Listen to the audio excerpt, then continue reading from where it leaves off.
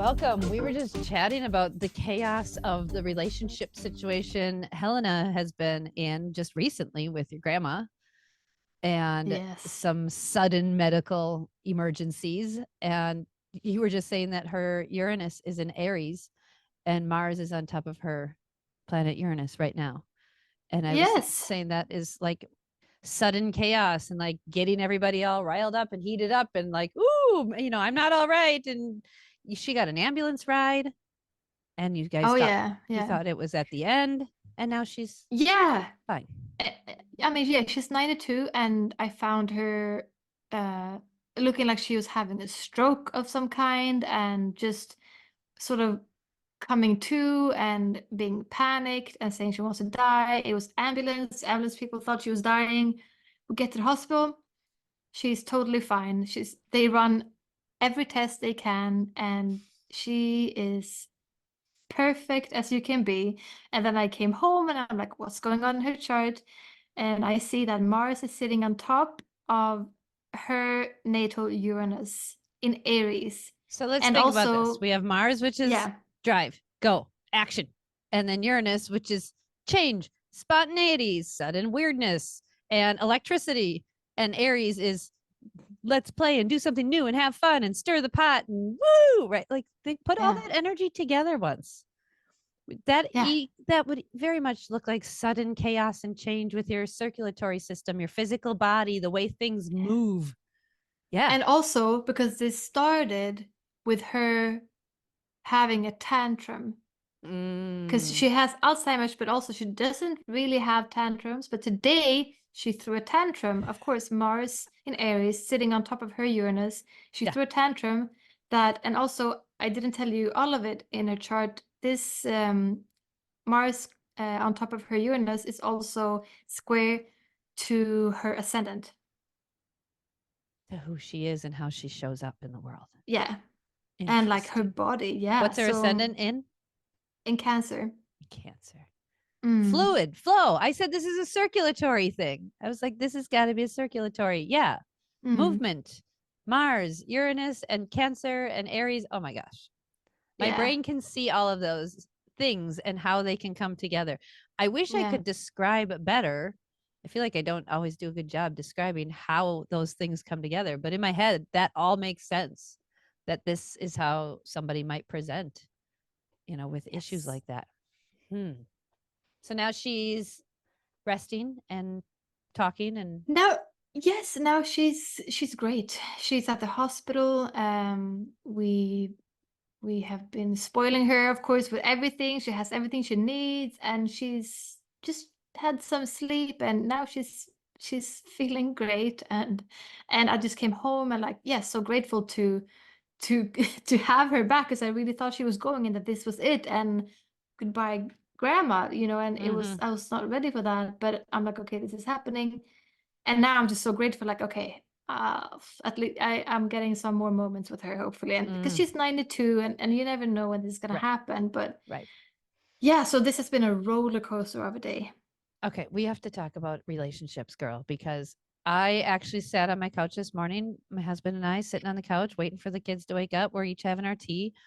And I was looking through photos and old text messages. That's what I was doing. Is clearing text messages and responding to some and deleting some. And my mom had sent on the 1-year anniversary of my grandmother's death. She had sent a video with it, which was a compilation of pictures. And I sat and watched that and I got really teary this morning. And usually I'm pretty happy. Like, yeah, hey, grandma, nice to see you. She was 92 as well. So she had a great long life. But there's just been some struggles lately. My mom and I are struggling and we're dealing with some deep stuff that's kind of bubbling to the surface. And I don't know. I've just been thinking a lot about grandma today. And I had a really good cry and really good cathartic release this morning around, just what we would be talking about. And her and I had a really unique relationship where we really could argue and we could argue really well. I don't know. What was her astrology? She was lots of Virgo. So she had her ways of doing things. And I am here to challenge the way people do things. And my grandma and I got along so well, but man, we really knew how to fight.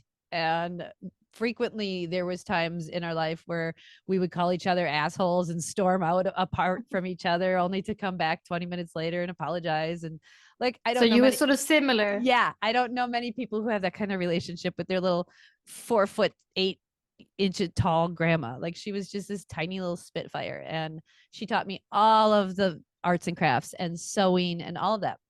So I was really thinking about her a lot today. And then you told me that you were at the going to the hospital with your grandma, and I was like, oh my gosh. So then I started crying even more. So it was a really good cathartic release. But we just had in the sky the planet of relationships conjunct with the planet of crazy chaos and changes and independence and rebelliousness. And boy, am I feeling that in my relationships. Like, spicy. And now Venus is off of Uranus, but we're still in Taurus energy, which is slow. So you're still feeling that chaotic shift or that independent weirdness or whatever it is with relationships. And I feel it with my husband. Him and I rarely fight anymore because it's just, we've been together long enough that there's no point in it. You know how to pick your your fights. We do. And yesterday we got spicy with each other, and he came in, even though I had clear communication where I was at mentally, and he came in the office and just started a conversation that was not the right time, not the right place. And it triggered my core wound. This Uranus Venus conjunction, you guys, that happened on top of my natal Chiron. And that natal Chiron happens to be in the 12th house, which deals a lot with generational healing and ancestral traumas and lineage crap you came here to heal. And the conversation my husband brought up was around money, and which is very Taurian themed and Venus themed. And he was in a scarcity mindset, and he was asking me to ask for money for a family, even though what we were asking for was for a lawnmower, or what he wanted to ask for was for a lawnmower. But I have that written into our business plan, which we are literally like 99% done with. And I was like, no, I'll just present the business plan to people and we'll get support that way. I don't want to just be in scarcity and go ask for this. Yeah. And you so want to go forward. Right. So I held my ground nicely. And I really wanted to argue. And I'm really struggling with Mars in Aries because he goes over my natal sun. And then immediately after that, he's opposite my Mars, and then opposite my planet of wisdom, Pallas Athena, and then he's opposite Saturn, and then he's opposite Pluto. So when he goes through Aries every 4 years, I get fucking smacked. And it's this push-pull, the I versus the we, right? Setting healthy boundaries for what I want versus considering other people's needs. And woo, were we feeling that yesterday? Oh, I was spicy, and he got me even spicier, and his Aries moon, and and I heard the people in my head and what they wanted to say. And then I knew enough to take my hand. What did they want to say? They wanted to go at it. They wanted to get all like, are you freaking kidding me with this? Did you really just come in here while I told you I was not okay? And you came in here and thought this would be a good idea to bring up this subject right now? Like, I wanted to take my Libra energy, the lawyer, and throw all of the facts, all of the legit evidence at him and like slice him down like a fruit ninja. I wanted to do that. I didn't. I took my fist, for some reason, a closed fist over my mouth. I don't know why, but that works. I just held, because then it can hold something. Just held my mouth, like clenching your fist. And I just held my mouth shut, and I just, while he was real spicy, and I heard all of the thoughts in my head, and I was like I could feel it, you guys. I could feel it. And I know that him and I can get into it. And he's 6'5". He's a big man. I am not. I'm little. I'm 5'3-4" and I'm little. But man, I can hold my own with this dude. And I wanted to. I really wanted to. And I was exhausted, like mentally, physically, and emotionally exhausted from a very busy weekend energetically. Our refrigerator went out. Venus conjunct Uranus in Taurus.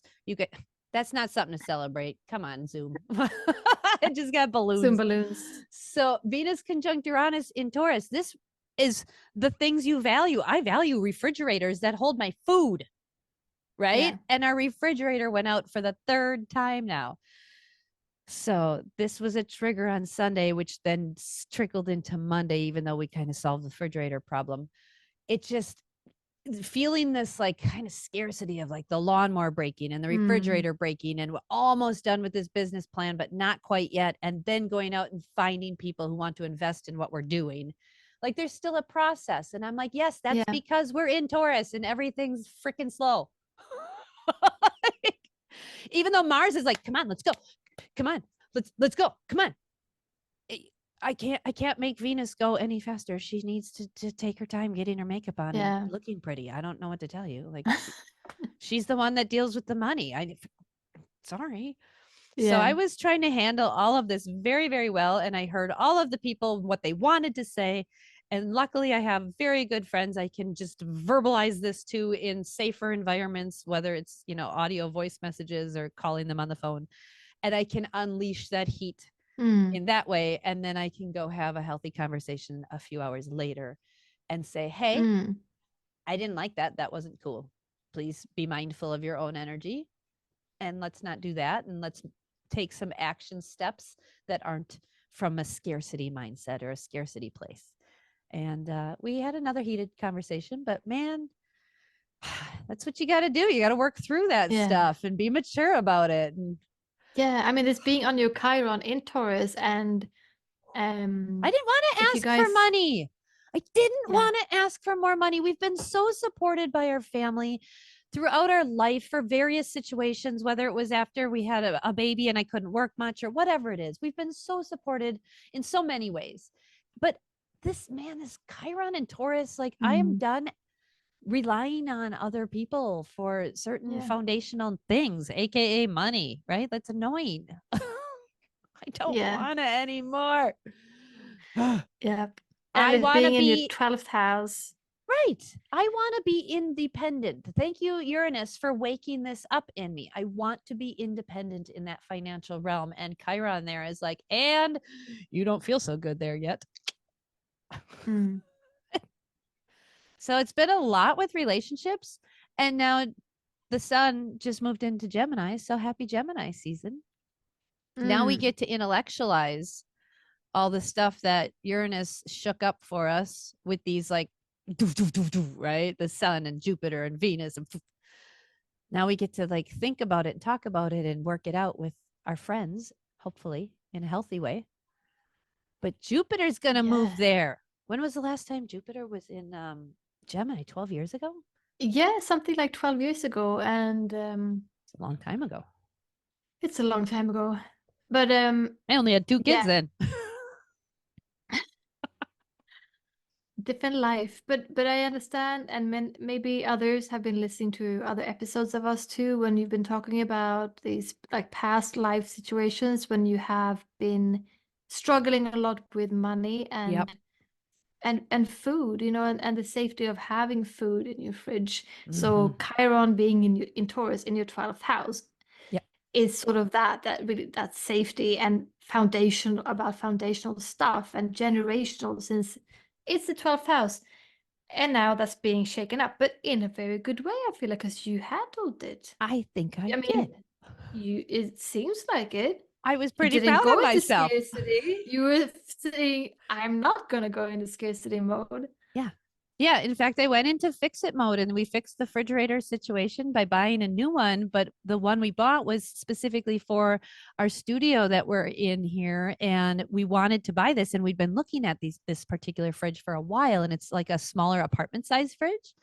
And so we had a couple like rebate gift cards and stuff. And then I did ask my mom, I said, hey, if you have any gift cards or rebates that you want, we're going to go buy this refrigerator. We told her what happened. She's like, oh, I got those. So I was like fine taking, like, if you got coupons for the store or whatever, like she loves to hand those out. So that to me felt better. And I think she had like $50 or $75. So then we were able to go get the new refrigerator which we need for out here. And now it's in our house temporary until the fix-it people come. So it felt like a positive solution. I feel like I handled my anger well. I feel like I communicated well. And yes, it took a lot of energy and effort and maturity and Mm. going out for a walk and turning on some music and moving it out of me, right? Like I had a process of doing this. It Yeah. wasn't just like, yay, I did it. And now let's move on, right? Like there was a whole like somatic reset, like Yeah. Lizzie talked about, right? And here I am learning to intellectually Mm. understand it in a new way. And now Jupiter's about to move into Gemini, which is, I think, exciting. And we get to kind of have a new expansion with understanding in a few days. Mm.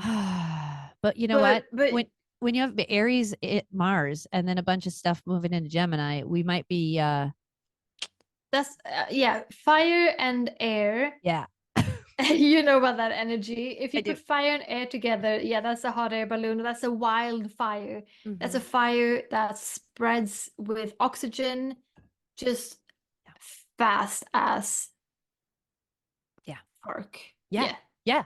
And that's I'm I'm also excited about that because this is my energy, Aries Gemini, but Yeah, I'm a yeah. little nervous because most people don't know how to handle that energy.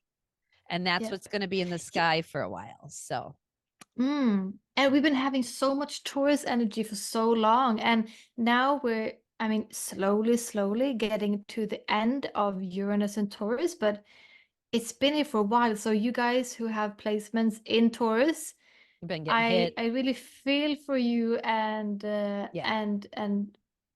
well done, probably. I mean, you're gonna afterwards you're gonna look back at this time and think, oof, that was tough, but I did it.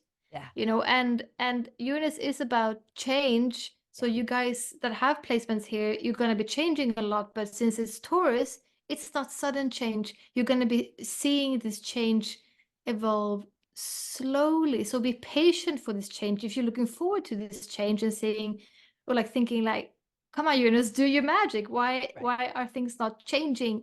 Right.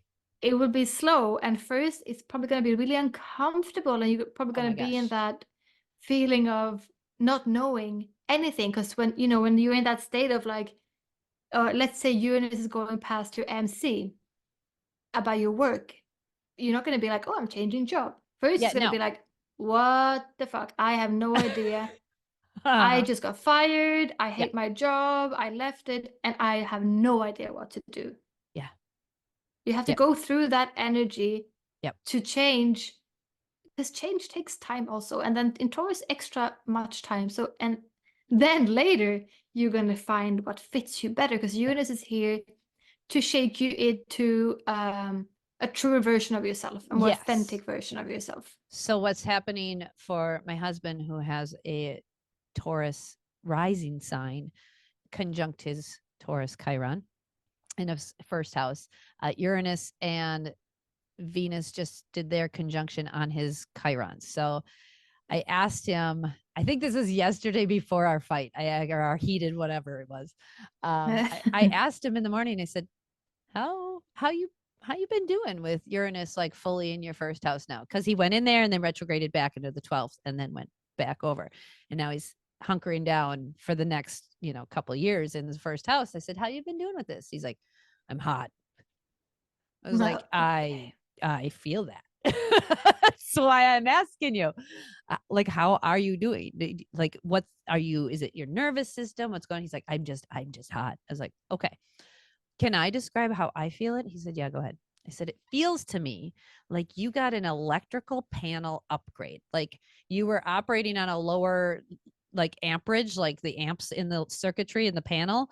And you needed to get a bigger box because now there's more things in your life. There's more children. There's now you have this business with the bakery. You get the business with the disc golf course. Like there's more. It feels like you got an upgrade to a bigger electrical box and you have more power going to it, but you don't have all of the cords, all of the hookups. So you still have a lot of power just buzzing and it's not flowing out of you yet. There's still a lot like almost done, right? Once the disc golf course is going and we have clients and it's going, like it'll be fine. The flow will be better.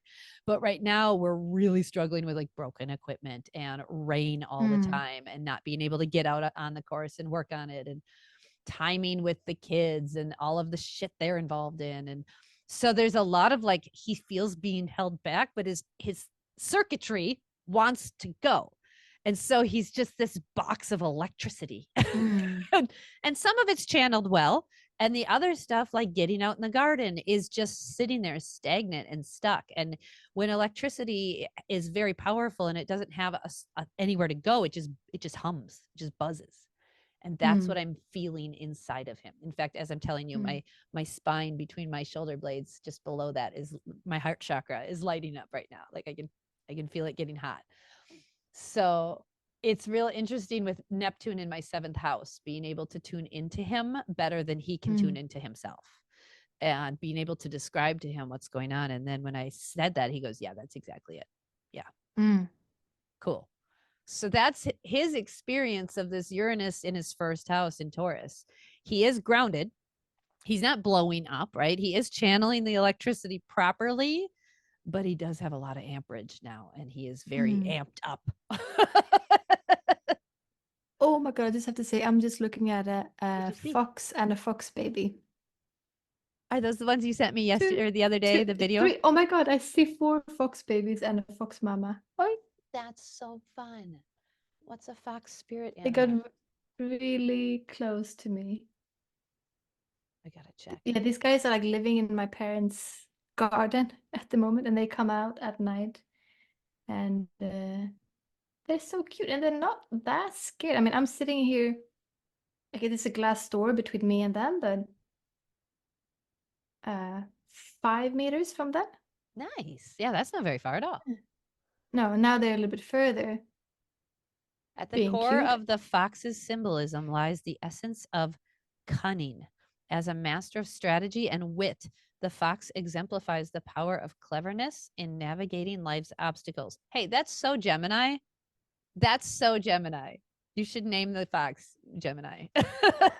Gemini. The spiritual medicine of the fox encourages us to think creatively, to approach challenges with ingenuity, and to find alternative solutions to problems. Were we not just talking about that? Yeah. By embodying the fox's spirit of cunning, we can overcome adversities, outsmart adversity, and turn obstacles into stepping stones towards our goal. I like that. Adaptability. Yeah, they feel very magical. My house doesn't feel very magical right now. My 3-year-old. So talking about Uranus, and we're putting out our Patreon course on Uranus very soon here. Very excited about that. I love that we're talking about it again, though, because I feel like I know we're just not getting rid of it. We're not. No, because he's at 23 degrees in the sky right now, and my 3-year-old's sun sign is 23 degrees Aquarius. You guys, I just want to tell you, 3 years old is hard. If you have little kids or new babies and you haven't gotten to 3 years old yet, just freaking breathe and recognize they're psychotic little lunatics. Okay. Like, you cannot control them, and do not take them personal. Okay. And if you've gone past the 3-year-old stage, just send me love and wish me well. Okay. Now, this 3-year-old, who is 7 planets in Aquarius, has her sun in Aquarius square to the planet of chaos and disruption and rebelliousness. And as I came out here, I was actually late to recording because she was not going to take a nap. That was not happening, even though everything about her was screaming, I need a nap. And we had to remove her from the house and put her on the grass and let her scream in the grass and get some vitamin D and kick and scream and let Mother Nature ground down a little bit. Yep. And let Mother Nature take that electricity. And I said, I love you. And when you're done, your sister's waiting for you in the house so she can snuggle with you. And she just kept screaming at me. And I was like, oh, like, I'm so glad this is my 4th, but at the same time, it's really hard when your kid is losing their mind like that and you can't reach them. You can't help them. You can't do anything except let them in a safe way, right? Like, I had to make sure she was safe. And then I blew her a kiss and said, I love you. And, but man, Uranus square to your sun sign is difficult at Not any age. easy. At any Not age. easy. Yes. Yes. But 3 years old is the pits. Okay. If you had a kid born in early 2021, this is happening for you and it's not easy. So I'm sending all of you guys love. And if you have friends with 3-year-olds, please just check on them. Yeah, this is really great information, actually. Send them chocolate, right? Just yeah. And I'm laughing because there's nothing else to do, right? You have to Yeah. laugh at it. I'm actually reading one of the best books I've ever listened to on Audible called The Well-Lived Life, 102-year-old doctor's 6 secrets to health and happiness at every age by Dr. Gladys McGarry. She literally writing this at 102. And she was just talking about laughing and how laughing is literally like a tickle for your adrenal glands and like shakes them up and releases excess stress sitting in your adrenal glands. And I never thought of it like that, but she's like laughter, like the shaking of your diaphragm literally shakes your kidneys and shakes the party hats that sit on top of them, the adrenals where we produce cortisol, and it shuts the cortisol production off and releases endorphins. So when you laugh at the crazy shit, it legit helps. Cool. I'm glad. Yeah. Yeah, and even those like the like laugh therapy, like even if you're not even if it's not a natural laugh, you still do it. You can sit there and make yourself laugh like a crazy person, and then you do that. I frequently sound a little psychotic when I first start laughing because I'm usually like, what is going on here? Like I'm usually really, my eyeballs are bulging out and I'm like kind of touching my head and my hair. Like this is my reality, right? Like she's legit doing this again, right? Okay. I'm just making sure this is okay. I'm awake. All right. This is like, I do sound but then it sends you into like a real laugh, right? Like I feel like always when if I've done that, it after just a little bit, it sends you into like a real natural laughter. Because usually someone will catch me like being crazy and then they're like, you okay? And I'm like, not even, right? Yeah. No, I frequently laugh. Even if I need to cry, I feel like I laugh sometimes instead of crying. Again, it doesn't matter how you get your emotions out. Just move them out of you. So many of us are stuck in shame, and shame is such a stuck energy. And it's really, really dangerous to have stuck things. We are meant to move. We are a series of tubes where things go in and they go out and they move, right? We need to move.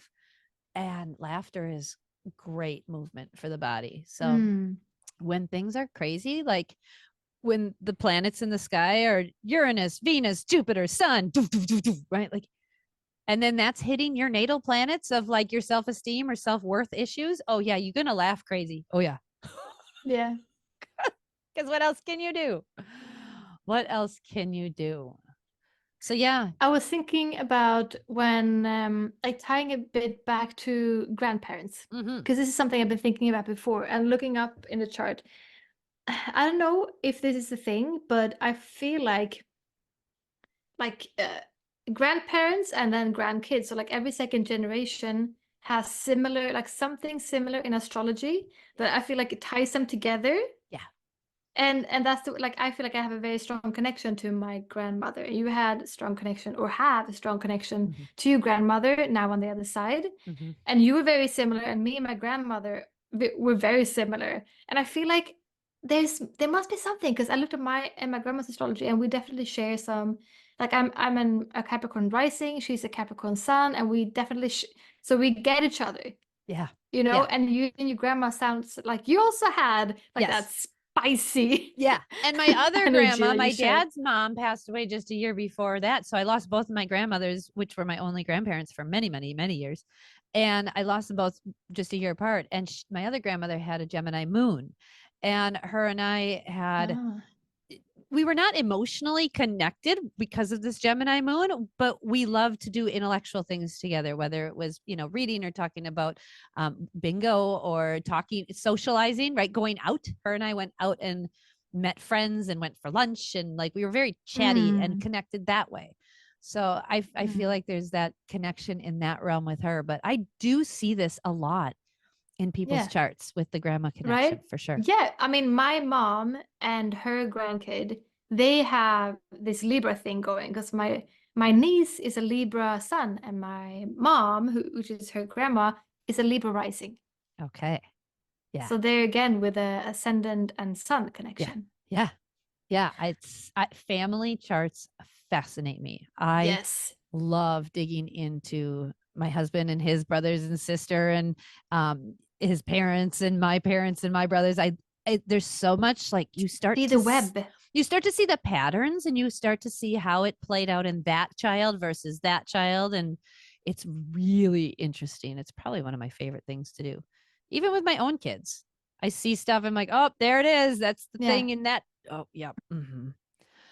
I was going to talk about the Uranus thing we've got going on with this Patreon course we've got coming out. Yes. One of the things we really want to help people understand is really how to manage that lovely planet and where he is in your chart. So, understanding that positioning in the house and in the signs can help you get a better footing or get a better grasp of what you need to do to kind of go with that change and manage that stress when it shows up, and how to deal with that. I'm just looking at my 3-year-old's chart. She has Uranus in Taurus at 7 degrees, but it's in the 8th house.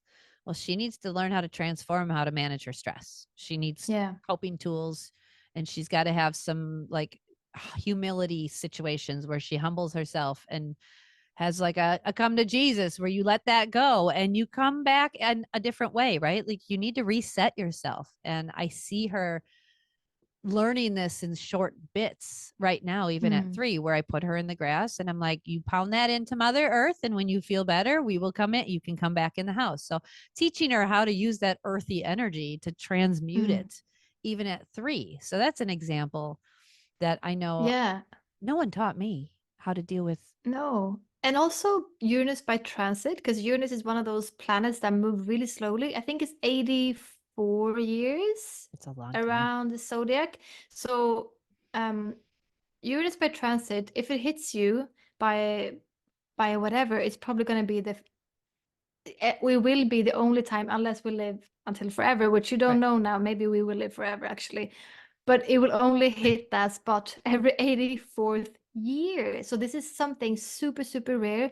And if Uranus hits you by conjunction, I mean, it's a blessing. Like, not everyone gets that. Like Pluto, not everyone gets a Pluto conjunction. No. So understanding this energy by transit is really important to take advantage of those years that you're affected by this. And I mean, not everything is going to be a dance on roses just because you know the astrology, but it will just help you. No, it will still be hard. It will still be really, really, really hard.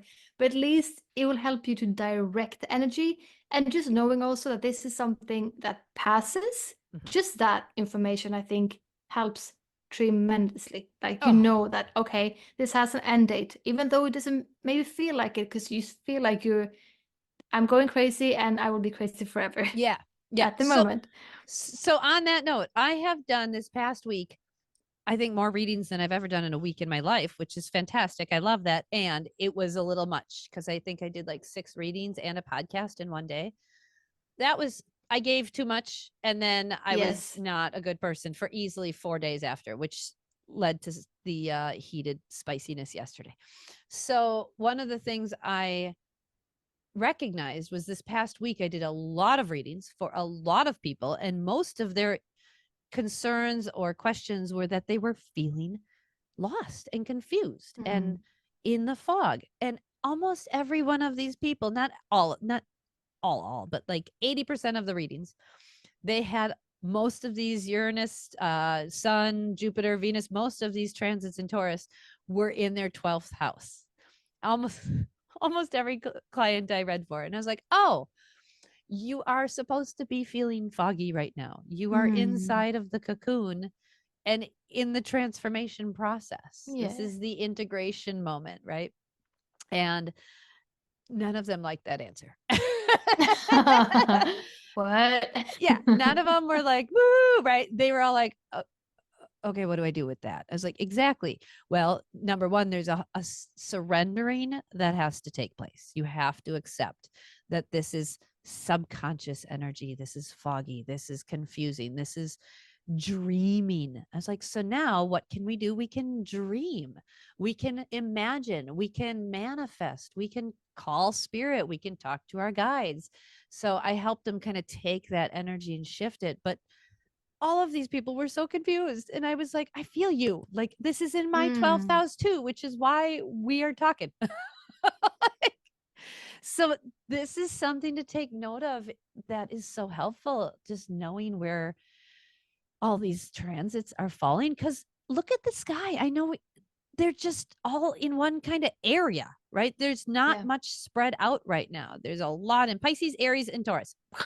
Yeah. And that's it. Yes, everything is there except for Pluto in Aquarius. Right. And of course, the moon is buzzing around, right? But Yeah. there's a lot in one quadrant of the sky. Mm. Eventually, over the next few months, they will spread out. But for the last few weeks, for the last month, they've been really bunched up. And most people are like, oh, it's okay for a day or two or a week or two, but this has been going on for a while. And if you got all this going on in your house of woo and fog and what's Mm. going on, you're going to be like, what is happening? And then they call me and I'm like, oh, good way to listen to your intuition. Good job. You're in the Yeah. cocoon. Good job. I was like, Yeah. I don't know what you're turning into, but I'm excited for you. Yeah. No, it's crazy how much we Earth people now are learning about Taurus energy really, really, thoroughly. And Aries energy and Pisces energy. And this is about Taurus, security, Yeah. Aries, like, oh my God, passion, aggression, intensity, and Pisces, that surrendering spirituality, the connections to the other world, like these three, Yep. it it's something. Mm-hmm. It is It sure is something. something. And Mm. we have to remember that Mars hasn't been in Aries for 4 years. Now, I don't know if you guys remember what was happening 4 years ago, but people were wearing like maxi pads on their faces and shit was weird. Shit was weird. Mm. So we need to remember that wherever Mars is where we look to for the action. Where is stuff moving? There is always something moving. We just got to find it. And what's the energy?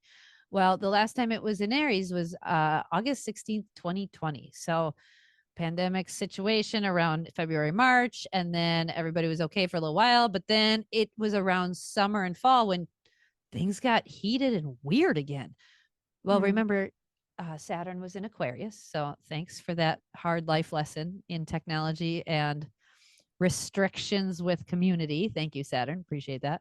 Well, Mm. now with Mars and Aries, we have a different flavor with Saturn, and he's in this nebulous Pisces energy.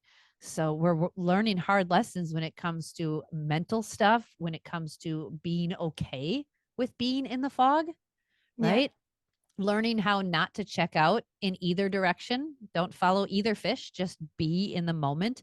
And there's a lot of mental health stuff right now, a Yeah. lot, whether it is lots of people medicated or lots of people getting diagnosed or mental health uh, practices, or, that's Yeah. just the main buzz thing, which we knew was coming thanks to Saturn. But Aries and Mars can get real agitated and hot. So now we've got this combination of not the Aquarius energy with Saturn there, but now this Pisces energy. So now we're hot and agitated, but confused. And we want to do Mm. something, but we're confused. We want to take action, but we don't know on what. And then everything else hanging out in Taurus is like, yeah, we want to take action, but the traffic's backed up and everything's moving really slow. So even if we do know what to take action on, by the time we get going, we're going to take forever to get there. So it's been really tough energy kind of across the board, no matter what your natal placements are. And I've been seeing it with so many clients. So I feel like in the next week or so, as things trek into Gemini, we're going to get a little bit of air into the we're going to get kind of like a hit of waking up. So things are going to start to move fast, I think. And but it's interesting when you start thinking about Saturn in Pisces, because Pisces is so much also about idealization. Yes. And also fluidity and like not really knowing, and Saturn is teaching us lessons. And I'm just realizing that lately I've seen on Instagram that there's a lot of people talking about these this thing that we've into for so long. It's idealization of famous people. Oh, you know gosh, yes. And people are actually right now starting to talk about it and realize, like, what are we doing? Why are we putting some people on a pedestal only because they're known faces? Yeah. And now people are starting to actually criticize these people, or like seeing them for their actions. Seeing them a little bit more clearly.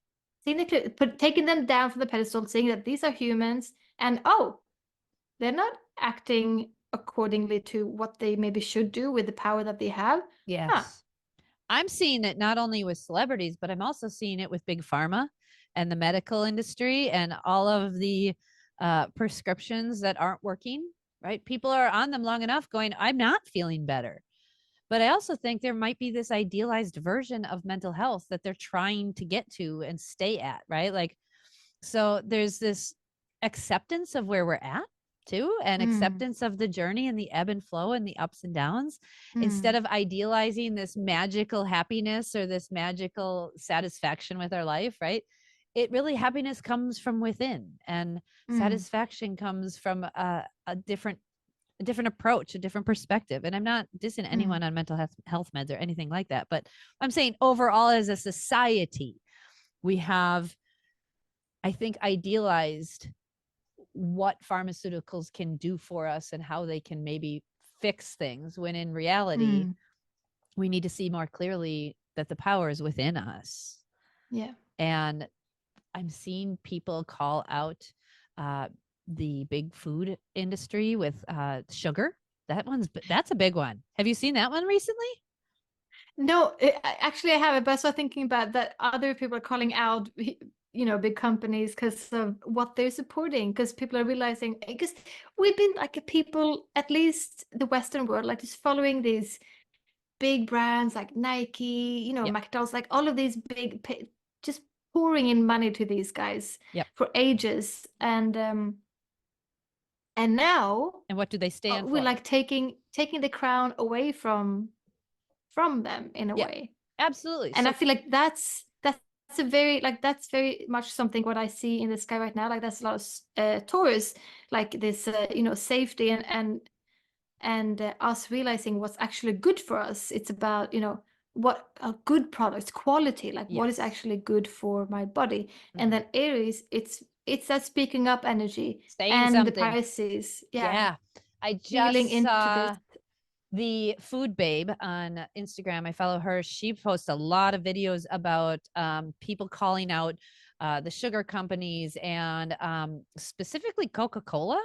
Now, we all know Coca-Cola across the world. Everybody knows the Coca-Cola brand. The Coca-Cola brand funnels money to the American Diabetes Association. I'm sorry, what? Nobody sees a conflict of interest there, that Coca-Cola is giving the Diabetes Association money when we know that diabetes is directly linked to this amount of corn syrup and sugar consumed. Are you freaking kidding me? Right? That's getting called out. And then I just saw a video yesterday about the sugar companies basically took the same tactics that the tobacco companies did, where they kind of paid doctors off, and doctors used to support cigarettes and tobacco. And then the sugar companies came in and basically did the same thing. And it was really interesting. So I'm very curious as to how many of these calling outs is going to like what action is going to take now, right? What do we need to do? How do we where do we go from here? Now that we've called them out, like we've known this. There's people that's known this for years, but what do we do now? I don't know. I'm curious. Yeah, and yeah, it's just so crazy because this like the astrology for right now is always unique. Like I don't know if this exact astrology has ever existed before. Maybe it has, but that Right. might have been thousands and thousands of years ago. So like every day it's really a brand new, unique sort of assembly of energies. And I find that so interesting. And that Yeah. makes me really feel like that makes me feel sort of hopeful. Me too. Hopeful, I think. I agree, especially when you recognize that there are patterns, right? Obviously, Jupiter's been in Gemini before, but has Jupiter been in Gemini with Uranus and Taurus and with Saturn and Pisces and with Mars and Aries? I don't know. I, like you said, maybe thousands of years ago. So now we get to experience this new song, this new frequency, this new version.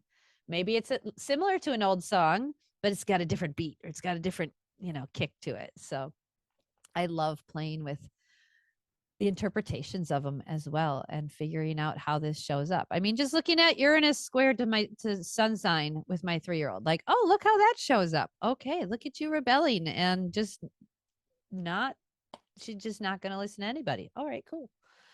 So you just have to learn to surrender and ride with that wave. And like you said, it doesn't necessarily make it easier, but at least you can understand it. Yep, definitely.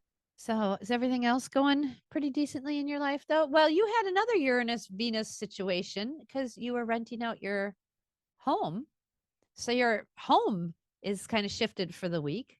So that feels like a Venus Uranus combination in Taurus as well. So look at you with the timing. Yeah, I know. I was sort of hoping to like find a new home because this is actually happening in my second house. But so I was like, amazing. Because I'm sort of looking for a new place. Yeah.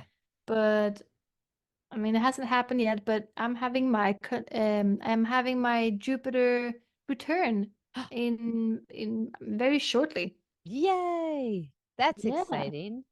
I feel like those are really beneficial. I really hope so. Do you want That's what I'm hoping for. do you have any intuition or any feels on how it might manifest? I'm just so focused right now on sort of finding a home because the main part of that is that I want to now we live in an apartment and I want to live somewhere where I can step out and be on the grass and like sort of be more private. Yeah. And so I can really do all of my tourist things that I love. Like I want to have my own garden so I can grow my own food and I want to lay on the grass. I want to Mm-hmm. build stuff in my garden. Yeah. So I'm just super focused.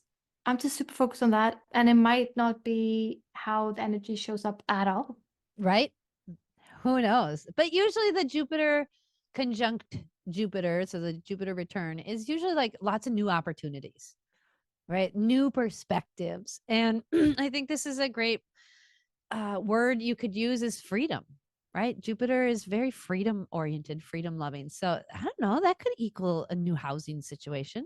Brings abundance, right? You can add all those words: freedom, abundance, new opportunities, and also high expectations. So, I mean, yeah, go ahead and raise your expectations so that you can find your house. Do it. I think this is once in 12 years, you get to use that big time. So, yeah. I'm trying not to get like stressed out of the. So right now I'm looking at the fox sitting just in front of the waxing moon rising in the Oh, sky, and it's cool. pretty splendid. Snap a picture.